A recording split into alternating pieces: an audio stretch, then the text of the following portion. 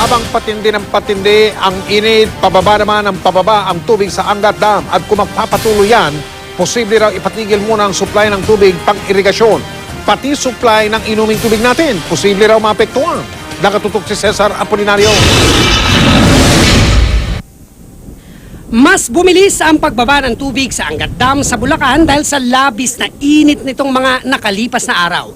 Mula sa dating 0.20 hanggang 0.30 cubic meters na pagbaba kada araw, ngayong araw, 0.41 cubic meters ang ibinaba ng tubig. Kapansin-pansin daw ang malaking pagbawas ng tubig lalo't di umuulan sa area ng Angat. Dagdag pa sa problema na malakas ang konsumo ng tubig dahil sa init ng panahon. Kung magpapatuloy ito at bumaba pa sa 180 meters ang level ng tubig sa Angat, agrikultura ang unang apektado. Mabilis yung pagbaba ng elevation ng Angat. Ngayon, kung magpapatuloy siya ng 0.4 ang kanyang pagbaba, within 6 days, pwede niya maabot yung 180 na low water level ng Angat. Which is the alarming level. Yes. Kapag bumaba naman sa 160 meters, apektado na ang ating panligo at panghugas ng mga gamit. At kung umabot sa 149 meters, ipatutupad na ang rationing o pagrarasyon ng tubig, kaya pati ang pang-inom posible na raw maapektuhan ayon sa Pag-asa.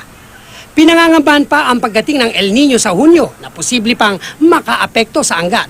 Noong 2010, panahon ng El Nino, umabot sa 157.56 meters ang naitalang pinakamababang level ng tubig sa Angat. Dahil dito 19,000 hectares lang ang napakinabangan sakahan mula sa 26 na ektarya.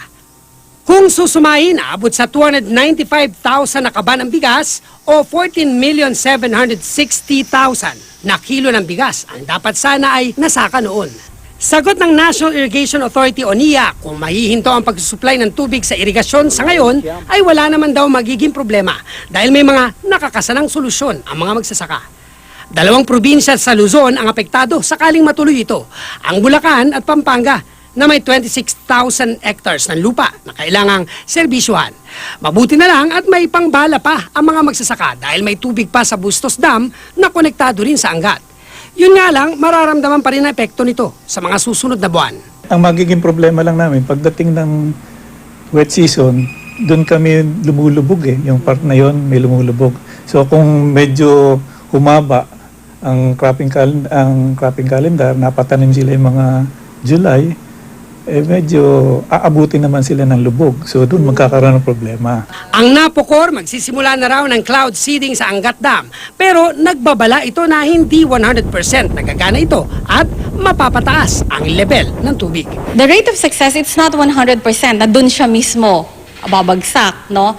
Pero kahit saan siya bumagsak, ang ibig sabihin nito, makakatulong ito para bumaba yung temperatura. Cesar Apolinario, Nakatutok, 24 oras.